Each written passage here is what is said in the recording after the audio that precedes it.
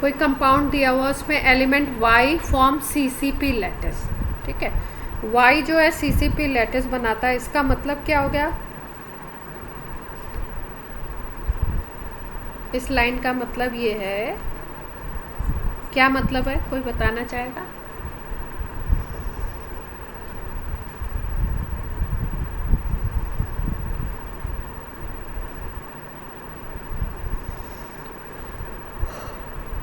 हम cubic close packing हाँ हम एफसीसी के लिए यूज करते हैं। हाँ, FCC के लिए यूज़ करते हैं, पर बोल रहे हैं जैसे y फॉर्म कर रहा है CCP लैटिस, इसका मतलब क्या है? हम मतलब बाय एक एलिमेंट है वो एफसीसी पैकिंग बना रहा है। हाँ, FCC पैकिंग बना रहा है, इसका मतलब y जो है ना, FCC में जहाँ जहाँ पे एटम्स होते हैं वहाँ वहाँ पे है, ठीक है। और यस। इसका दूसरे तरीके से अगर मतलब निकालें, FCC के लिए Z होता है 4, इसका मतलब y का नंबर क्या होगा? 4। क्लियर है इतनी बात? यस। सेकेंड लाइन बोला है those of element x occupy 2/3 of tetrahedral void. x दूसरा एलिमेंट है, वो कितना नंबर ऑक्युपाई कर रहा है या वो कितने नंबर में है? वो 2/3 है ऑक्टा टेट्राहेड्रल वॉइड का। तो टेट्राहेड्रल वॉइड अगर हम देखें, टेट्राहेड्रल वॉइड का नंबर अगर हम देखें तो कितना होगा इसमें? 8।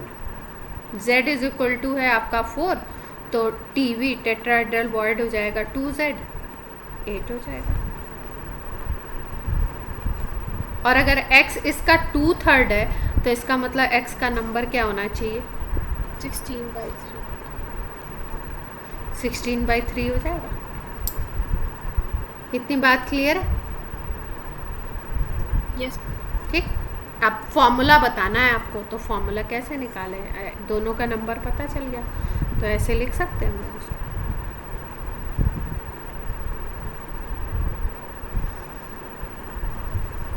अब इस फॉर्म में आपके आंसर्स नहीं है, आंसर्स आपके हैं x 16 एंड हाँ। y 12। हाँ, इस तरीके से। तो अब इसको क्या करते हैं हम लोग, ऐसे बना देते हैं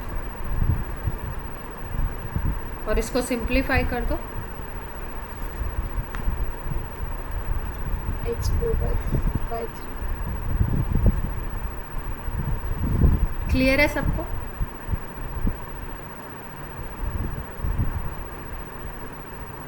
यस। ठीक है। और इससे हमें एक और चीज़ पता लगी, जैसे लास्ट टाइम पे मैंने बताया था रेडियस रेशियो बताया था, और बताया था कि वॉइड्स की पोजीशन और एनायन की पोजीशन, मतलब वॉइड्स में कौन फिट होता है और आपका जो बाहर लेटिस पॉइंट होते हैं उसमें कौन फिट होता है। इन जनरली ऐसा होता है कि जो नेगेटिव वाला आयन होता है, मतलब जो एनायन होता है, वो लेटिस पॉइंट पे फिट होता है, और जो आपके कैटायन होते हैं वो कहाँ पे फिट होते हैं? वॉइड्स पे फिट होते हैं, ठीक है। तो इसका मतलब कि x वाला जो ये होगा, ये टेट्राहेड्रल वॉइड के अकॉर्डिंग इसका नंबर बताया गया, इसका मतलब ये वॉइड्स पे है। और बेसिकली CCP लैटिस ये बना रहा है, तो लैटिस बेसिकली माइनस बनाते हैं, तो इसका मतलब y जो होगा इसमें एनायन होगा और x जो होगा इसमें क्या होगा? कैटायन होगा इन जनरली। क्लियर? यस। अब देखो ये एक क्वेश्चन है,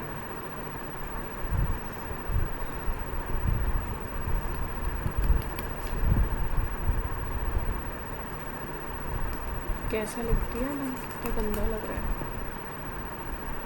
ये मल्टीपल करेक्ट है, करेक्ट स्टेटमेंट आपको बताना है। एडवांस का क्वेश्चन है, इरेजर कहाँ गया?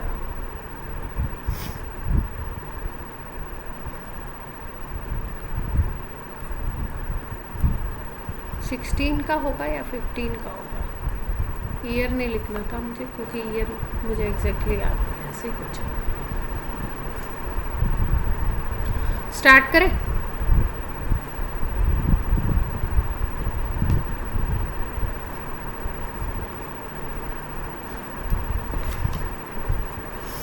क्यूबिक क्लोज पैकिंग है, CCP है, 3 डायमेंशनल स्ट्रक्चर, ठीक है। इसके बारे में स्टेटमेंट दिए हुए हैं।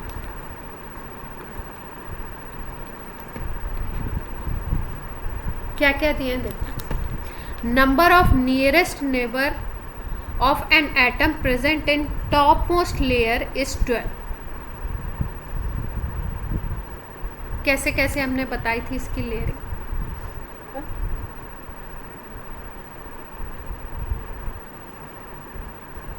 सीसीपी की बात हो रही है ना? कहाँ गया? अच्छा सा डायग्राम। सीसीपी बोले मतलब ABC वाली, ये देख पा रहा? लेयर्स इस तरीके से है।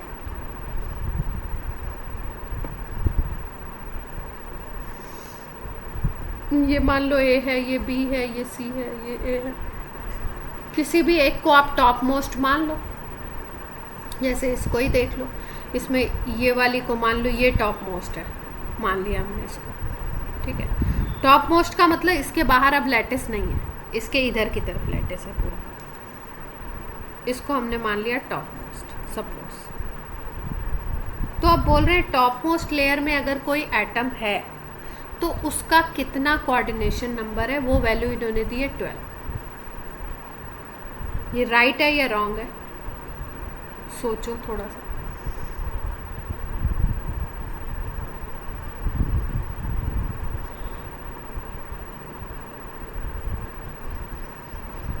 टॉप मोस्ट है तो 6 होनी चाहिए। 6 होनी चाहिए। अच्छा देखो कैसे।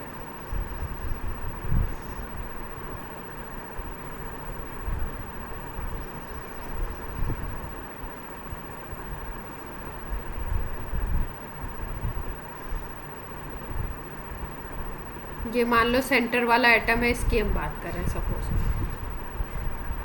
ठीक है। और ऐसे एक 2D लेयर ये है A वाली, 9 होगी। ठीक है। और इसके नीचे एक आ गया, तो नीचे जो आते हैं उसमें कितने एटम्स होते हैं? 3 होते हैं ना। 3 की बात करते हैं हम लोग, ऐसे लेते हैं। अब इसको टॉप मोस्ट जब आपने मान लिया तो ऊपर तो होगा नहीं, ऊपर को तो आप कंसीडर नहीं करोगे।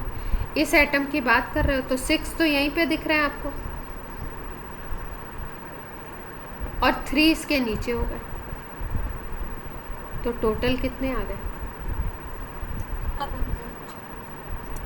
क्लियर है बात सबको?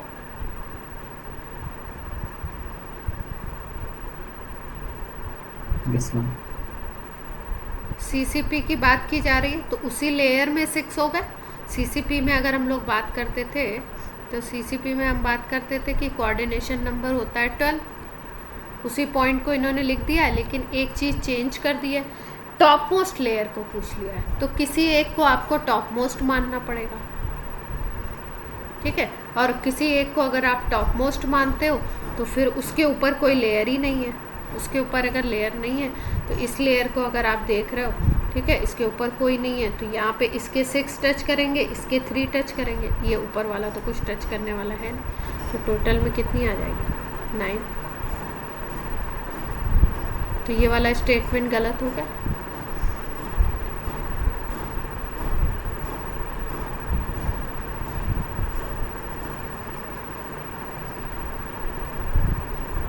टॉप मोस्ट लेयर के लिए 12 नहीं, वैसे ओवरऑल 12 होती है, ठीक है, लेकिन टॉप मोस्ट के लिए 12 नहीं है। इसका आंसर क्या होना चाहिए? 9 होना चाहिए। तो ये रॉन्ग हो गया। सेकेंड स्टेटमेंट देखो, efficiency of atom packing is 74%, ये तो ठीक है।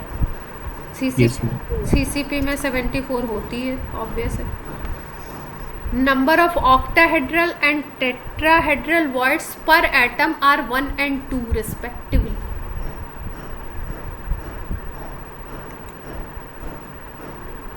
टेट्राहेड्रल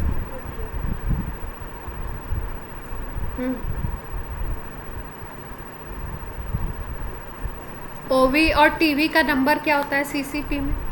सीसीपी में Z इज इक्वल टू 4, तो टीवी हो गया 8, ओवी हो गया कितना?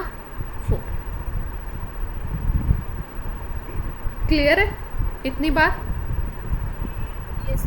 ठीक है, लेकिन ये किस में है? ये है आपका पर यूनिट सेल में,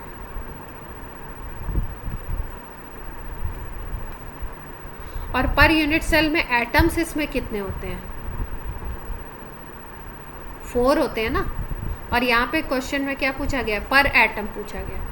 तो 4 एटम्स में अगर आप बोलो ओवी कितना है, ऑक्टाहेड्रल वॉइड 4 है, तो अगर आप 1 एटम में बोलोगे तो ओवी 1 हो जाएगा क्या? Yes. और ऐसे टीवी 2 हो जाएगा भाई। 4 एटम में आपका टेट्राहेड्रल वॉइड कितना है? 8 है। तो आपका 1 एटम में कितना हो जाएगा? क्योंकि पर एटम बोल दिया ना। टेट्राहेड्रल वॉइड कितना आ जाएगा? 2। तो वही दिया है, OV1 दिया है और टीवी कितना दिया? 2। ये भी करेक्ट है। सबको क्लियर हुआ? नहीं हुआ तो बोल दो फिर से। ये जो हमारे पास नंबर है ये पर यूनिट सेल का नंबर है, और इन्होंने क्वेश्चन में लैंग्वेज चेंज कर दी है, पर एटम पूछ दिया। तो पर एटम में देखो हर इसमें केवल इसको छोड़ के बाकी में चेंजेस किए इन्होंने। मतलब जो एक डेटा जिसको हम लोग याद रखते हैं उससे थोड़ा सा इन्होंने यहाँ पर एटम कर दिया, यहाँ पे टॉप मोस्ट लेयर कर दिया। नेक्स्ट आपका unit cell edge length is 2√2 times of radius of atom. अब CCP या FCC का याद कर लो, जो भी आपका एज लेंथ और इसका रिलेशन होता है, तो यही होता है क्या? Yes sir. रेडियस में और इसमें रिलेशन FCC में अगर यही होता है तो ये करेक्ट है। क्लियर? Yes sir.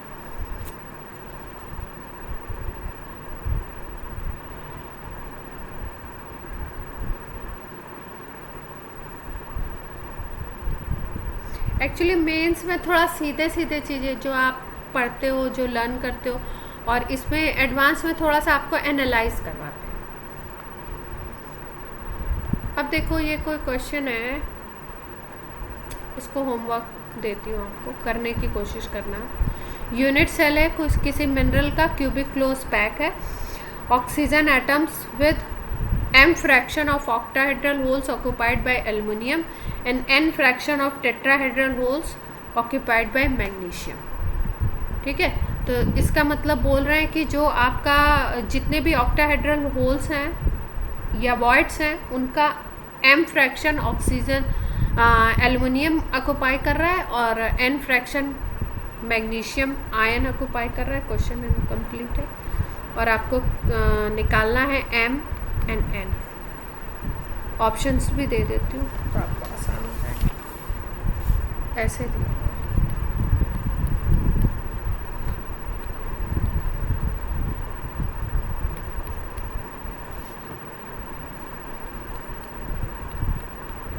ये जो फ्रैक्शन है इसी को कैलकुलेट करना है।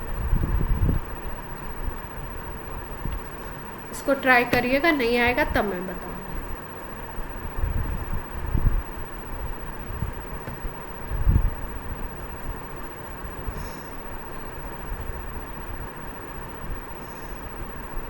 अब देखो एक क्वेश्चन आया था, शायद 2011 का है। कौन सा था? टेट्राहेड्रन, क्या नाम दिया था उसको? Truncated octahedron.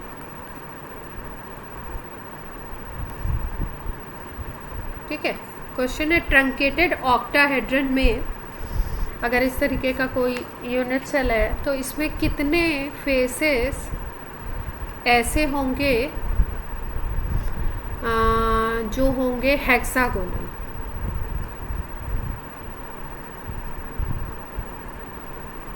हेक्सागोनल फेसेस का नंबर बताना है। ठीक है, ट्रंकेटेड का मतलब समझते हैं?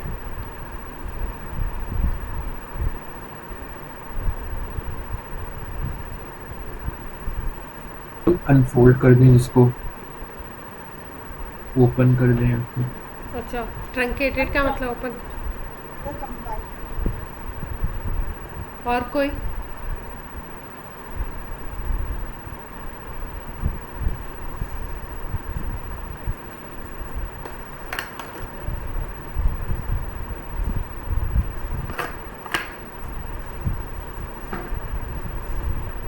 चलो बताती हूँ। ठीक है, ट्रंकेटेड का मुझे भी नहीं पता था इस क्वेश्चन को सॉल्व करने से पहले। ट्रंकेटेड का मतलब देखो होता है कि जैसे किसी चीज़ को आप वो रब कर दो, घिस दो ना, जैसे मान लो ये कोई आपके पास कोई भी चीज़ है, सपोज ऐसे मान लो ये सोप है आपके पास, ठीक है। तो सोप जो होता है इन जनरली कैसा होता है आपका, क्यूबॉइड टाइप होता है। अब आप बोल रहे हो आप कपड़े धो रहे हो और आप बोल रहे हो हम ऐसे इसको वॉश करेंगे, इस तरीके से हम इसको यूज़ करेंगे, इस तरीके से हम इसको कपड़े पे रब करेंगे कि इधर वाली सरफेस,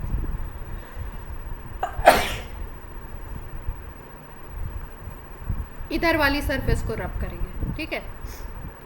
ये आरजी ने बोला। अब कोई बोलता है नहीं नहीं वही सेम क्वालिटी का सोप उसको भी दिया गया, बोलता है नहीं नहीं हम तो कपड़े धोएंगे तो इसको इधर से रब करेंगे। इधर से मतलब आपने ऐसे हाथ से पकड़ा और आप इस सरफेस को रब कर रहे हो, इधर वाले को, ठीक है। कोई बोल रहा है कि हम इधर से रब करेंगे, मतलब उसको रब करना है आपको, ट्रंकेटेड का मतलब है, ठीक। तो जब इसको इसके जो पॉइंटेड एज हैं उनको अगर इस तरीके से रब कर दिया जाएगा, घिस दिया जाएगा, तो हेक्सागोनल कुछ फेसेस डेवलप होंगे और उन हेक्सागोनल फेसेस का नंबर पूछा गया, ठीक है। तो अगर हाँ ऑक्टाहेड्रन की बात करो तो इस तरीके का कुछ होगा,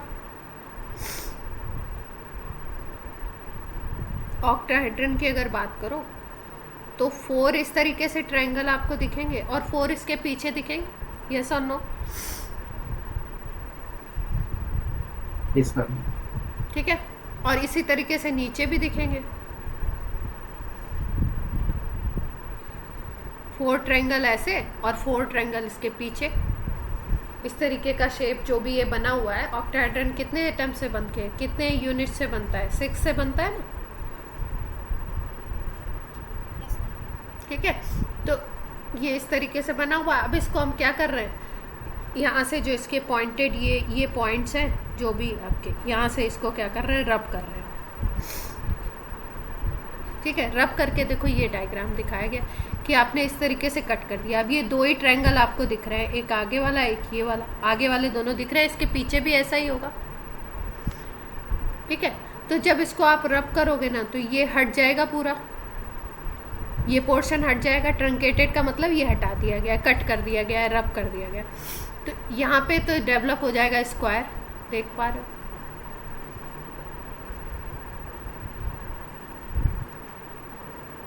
और ऐसे ही नीचे भी यहाँ पे स्क्वायर डेवलप हो जाएगा जो दिख नहीं रहा। जितने फेसेस को आप रब करोगे उसमें स्क्वायर डेवलप हो जाएगा। ये एक ट्रायंगल का, ये एक ट्रायंगल का, और ये दोनों पीछे वाले ट्रायंगल का, इस तरीके से। यस और नो? ठीक है। अब हेक्सागन कैसे डेवलप हो गया? हेक्सागन ये सामने दिखाई दे रहा है आपको, अगर देखो ये हेक्सागन ही तो डेवलप हो गया। इनका नंबर पूछा गया है, तो आप देख पा रहे हो कि अगर ये एक है तो इससे एक हेक्सागन बन रहा है, फिर दूसरा यहाँ पे बन गया, और 2 इसके पीछे बन जाएंगे, 4 हो गए ऊपर, और नीचे भी ऐसे ही 4 बनेंगे। तो टोटल कितना हो जाएगा?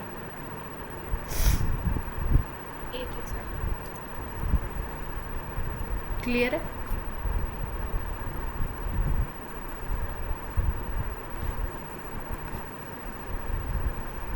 स्क्वायर फेसेस पूछ लेता तो कितने बताते आप? 6 हो जाते। अच्छा, कैसे कैसे? मतलब 4 तो ये दिख ही रहे हैं, जो मतलब कि ये और ये, हाँ 4 तो दिख रहे हैं और 2 इसके पीछे होंगे, है ना? मतलब एक ऊपर एक नीचे, और ये 4 सेम हाँ, प्लेन के अंदर। ये आपका ये, और एक यहाँ पे नीचे, और एक ये, और 2 पीछे की तरफ अगर बोल दो तो।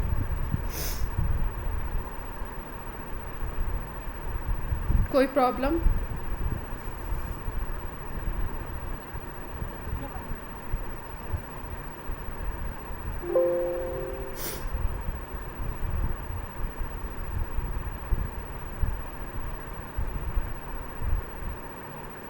SCP का बड़ा सा डेरिवेशन भी है, डेरिवेशन का भी कोई काम आता नहीं है, इसलिए मैं उसमें दुनिया की मैथ्स लगानी है। मैं सोचती हूँ बिना मतलब कि मैथ्स क्यों लगानी।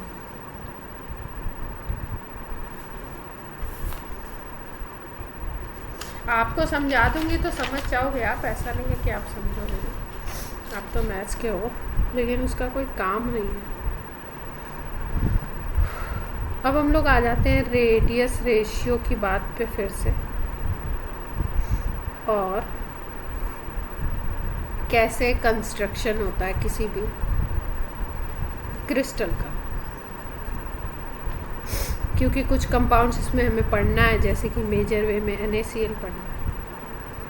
ठीक है, तो क्या क्या इसमें पॉइंट्स हमें ध्यान रखना है। एक और बात कर लेते हैं रेडियस रेशियो पे, कोई पॉइंट ऐड किया था मैंने।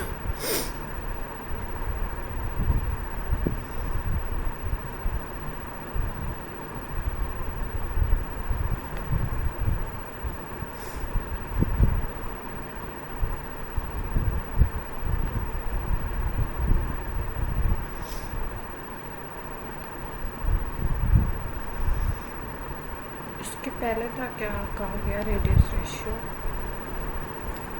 ये था ना। हाँ, ये देखो, ये दोनों केसेस को हमें याद रखना है, मतलब याद तो सबको ही रखना है। ये वैल्यूज आपको याद करनी पड़ेंगी पूरी, ठीक है। और ये वाला जो है ये कम पाया जाता है, इसलिए ये दोनों इम्पॉर्टेंट है, पूछे जाते हैं ज़्यादा। एक तो ये वाला लीनियर वॉइड वाला, और दूसरा है आपका ये रेंज है ना, इस रेंज में दो केसेस मिलते हैं। एक तो मैंने आपको ऑक्टाहेड्रल बताया था, ये 3D में, और अगर यही रेंज है आपकी, रेडियस रेशियो है, और अगर इसको 2D में देखते हो तो स्ट्रक्चर मिलता है स्क्वायर प्लेनर। और यहाँ पे लिखे गए number of atoms attach to this, ठीक है, यानी कोऑर्डिनेशन नंबर, किसी एनायन को कितने कैटायन टच कर रहे हैं या किसी कैटायन को कितने एनायन टच कर रहे हैं, वो नंबर।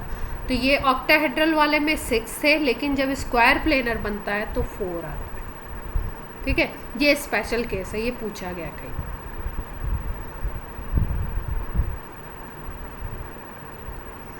अब बात करते हैं हम लोग सीधे कि कोई भी अगर आयनिक क्रिस्टल बनता है, लैटिस बनता है, तो उसमें क्या क्या पॉइंट्स होते हैं जो हमें ध्यान रखने हैं, कैसे कैसे बात होती है। अगर आपका कोई क्रिस्टल जनरेट हो रहा है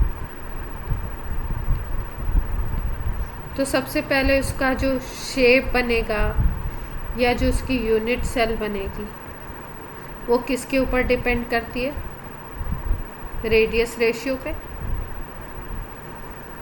ठीक है, रेडियस रेशियो था क्या, R+/R-, यही था।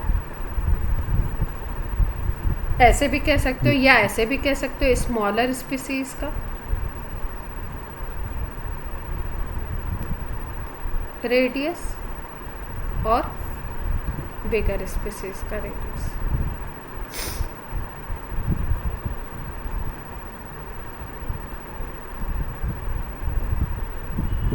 इस तरीके से इसके प्रपोर्शन में बनता है उसका शेप, किस तरीके की उसकी यूनिट सेल होगी। दूसरी बात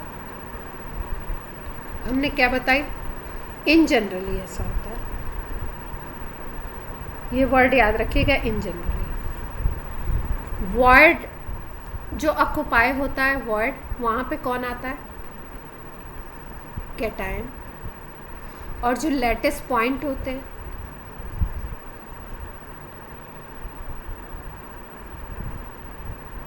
वहाँ पे कौन जाता है, एनायन।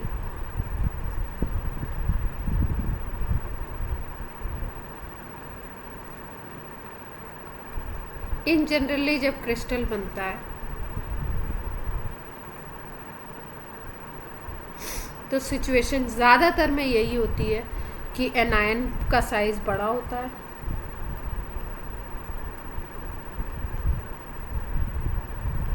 और कैटायन का साइज़ क्या होता है, छोटा होता है। चेंज भी हो सकता है, किसी कोई डिफरेंट केस भी ले सकते हैं, बना सकते हैं क्वेश्चन, ठीक है। इन जनरली ऐसा ही होता है, ज़्यादातर केसेस में हम लोग ऐसा ही देखते हैं। अब जो रेडियस रेशियो की वैल्यू है ये 0 to 1 होती है। इन जनरली ऐसी हमने देखी नहीं किसी भी रेशियो में, लेकिन अगर वैसे रूल बोलो तो 0 to 1 लिया जाता है। अब अगर आप 0 बोलो रेडियस रेशियो, तो ये किस केस में आ सकता है? सपोज इसका साइज़ बहुत ही छोटा हो r प्लस का, कि आप इसको 0 ले लो, ठीक है, तो उस केस में आपका रेडियस रेशियो 0 हो सकता है। Yes ma'am. लेकिन ऐसा होता नहीं है, ठीक है। ये कैसी सिचुएशन है? आइडियल है। और अगर दूसरा केस ये वाला 1 वाला बोल रहे हो, तो इसमें क्या करोगे? r प्लस r माइनस के अगर इक्वल हो जाए तब आपको मिल सकता है। ये भी सिचुएशन क्या है?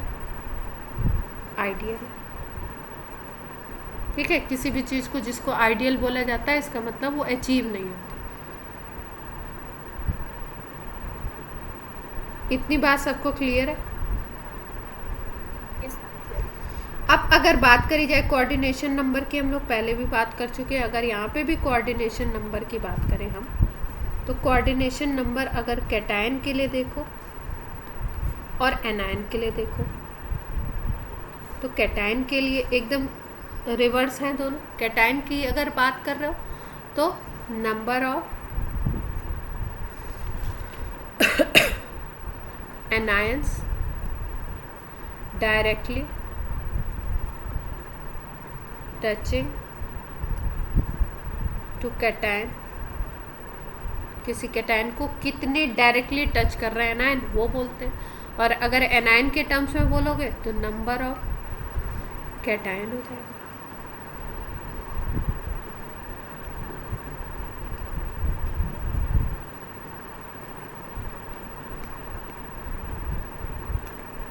क्लियर है इतनी बात?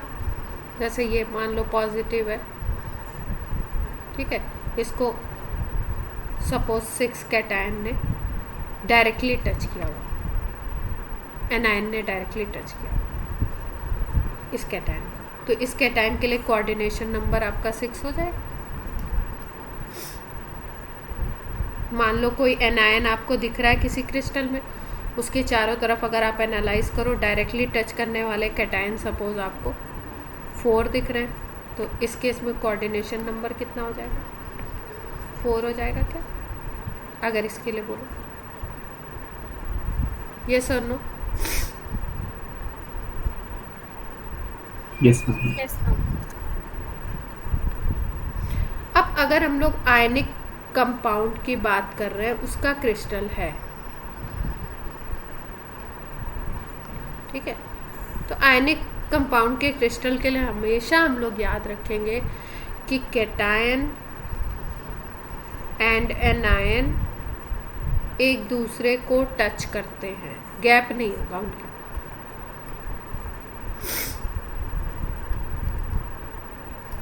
उनके बीच में गैप बिल्कुल नहीं होगा, वो एक दूसरे को टच करेंगे।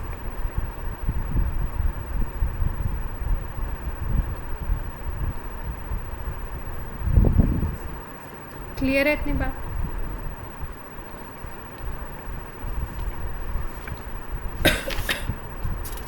और अगर ये सपोज ये टच नहीं करेंगे ना, कोई ऐसा केस बनता है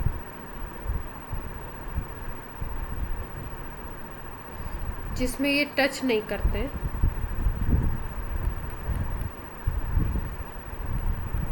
तो ऐसी चीज़ें रेयर होती हैं या पॉसिबल ही नहीं होती।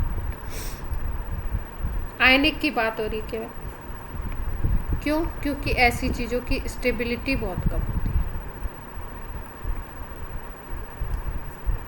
और जो टच करते हैं उनकी स्टेबिलिटी ज़्यादा होती है, अट्रैक्शन अच्छा खासा, ठीक है। ये कुछ पॉइंट्स याद रखेंगे आप लोग।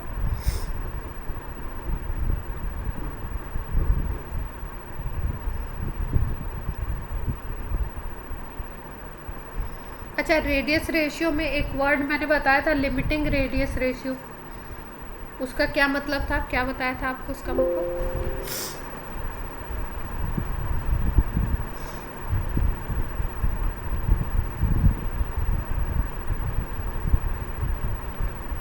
कोई बताएगा?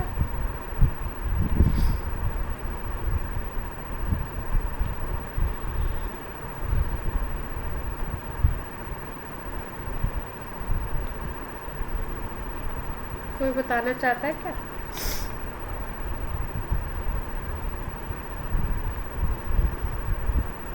कौन गया? इसके लिए हमने क्या limiting radius ratio word use किया था ना? क्या मतलब था इसका लिमिटिंग का? लिमिटिंग वर्ड क्यों यूज़ किया?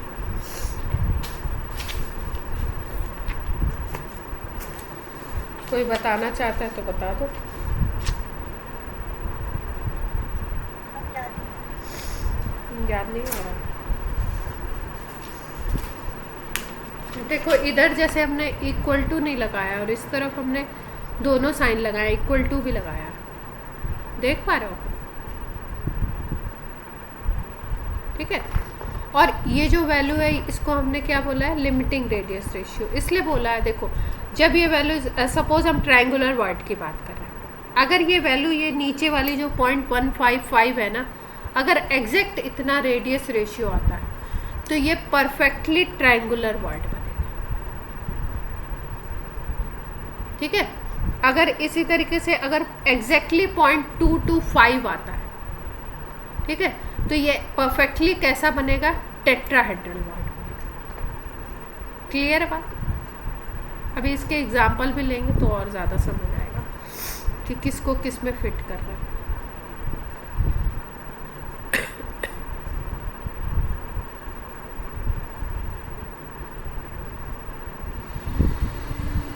ट्यूसडे को शीट करनी है ना आप लोगों को? शीट चल रही है ना? यस पक्का? एनसीईआरटी एंड लेवल 1 शीट का। यस अब देखो क्वेश्चन आ रखा है।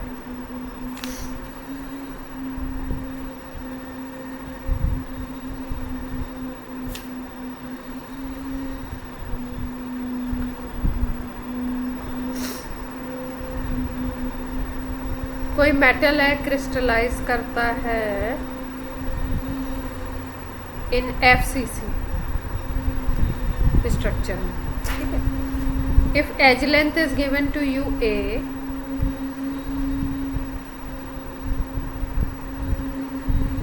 then closest approach between two atoms,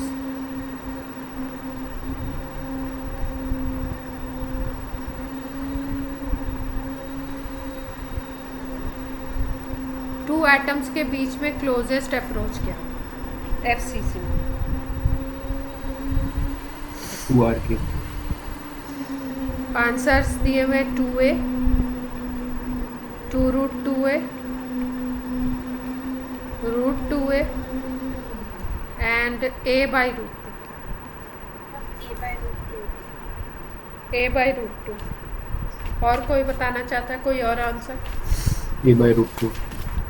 कैसे? 2r के इक्वल होगा ना, closest approach, and we know that for FCC a is equals to 2√2r। 4r is equals to 2√2a करके, तो और क्लोज अप्रोच 2r होता है, तो इससे 2r is equals to a/√2। अच्छा, एफसीसी में रिलेशन, हाँ बोलो जो बोल रहे थे। a is equal to 2√2r। 2√2r। ठीक है। और इसमें क्लोजेस्ट अप्रोच एटम्स के बीच में कितना है? 2r। मतलब ऐसे कर रहे हो, ऐसे कह रहे हो?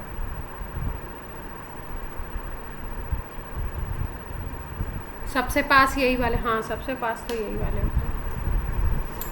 ठीक है। तो ये कितना आ जाएगा? a/√2 आ जाएगा ना? Yes ma'am. मैम ये वाला सेम क्वेश्चन फोर्थ लेक्चर में करवाया था। करवा चुके हैं क्वेश्चन? हाँ। Fourth lecture same question. Sure. अभी मैं 41 ईयर खोल के बैठी हूँ। ये बोल रहे हैं ये जो आंसर दे रहे हैं ये दे रहे हैं √2a।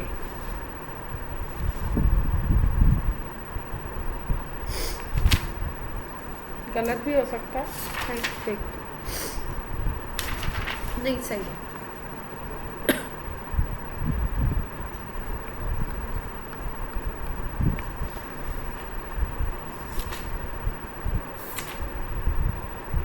अब आपको आयनिक क्रिस्टल के स्ट्रक्चर मुझे बताने हैं और आपको बताना है मुझे एक और चीज़, क्या बतानी है, डिफेक्ट्स बताने हैं। डिफेक्ट से भी क्वेश्चन आते हैं काफ़ी।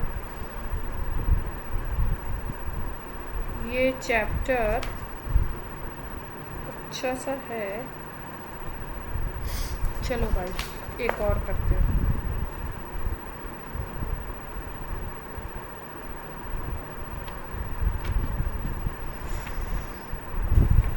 Element B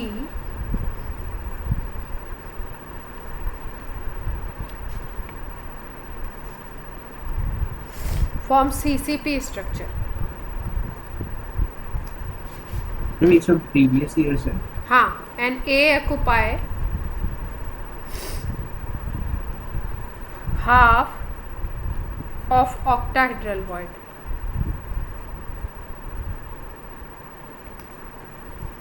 While oxygen atom occupy all the tetrahedral void.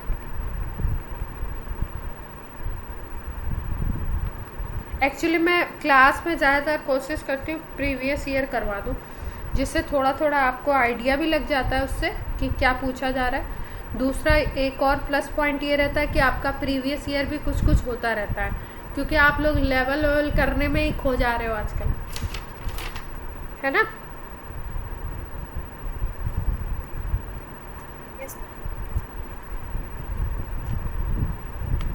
कोई भी किसी भी एग्ज़ाम की तैयारी कोई भी कर रहा है तो उसको क्या होता है कि उसको ये पता होना चाहिए कि क्या आ चुका है, क्या इस समय आ रहा है।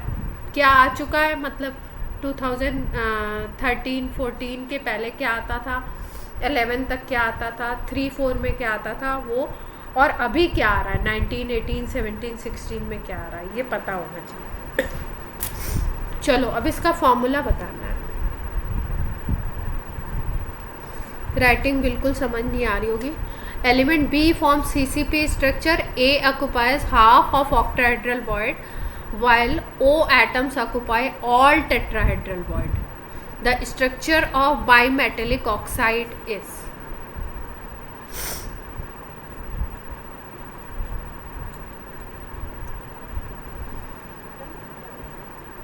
हाँ बताओ जो बताना चाहते हो। मैम बी में हम जो CCP में जो Z होता है उसको हम 4 ले लेते हैं। हाँ तो ऑक्टाहेड्रल वॉइड तो B का नंबर 4 हो गया। यस मैम ठीक है। हाँ ऑक्टाहेड्रल वॉइड्स 4 होते हैं और A हाफ कर रहा है तो 2 हो जाएगा। OV होता है आपका इसमें 4, और इन्होंने बताया कि A जो है वो किस पे है, हाफ ऑफ ऑक्टाहेड्रल वॉइड पे है, तो इसका मतलब A होगा आपका 4, तो A का नंबर कितना आ गया, 2 आ गया। और टेट्राहेड्रल वॉइड्स होते हैं क्योंकि Z होता है दैट इज 8। हाँ तो ऑक्सीजन एटम्स 8 हो जाएंगे। ऑक्सीजन क्लियर है। Yes ma'am. तो फॉर्मूला क्या आ गया, AB2O4। A2B2O4 नहीं आएगा मैम A AB2O। यस, इसको हमने आधा कर दिया ना तो ये A हो जाएगा। ठीक है, सबको क्लियर है। ये शायद 19 का है।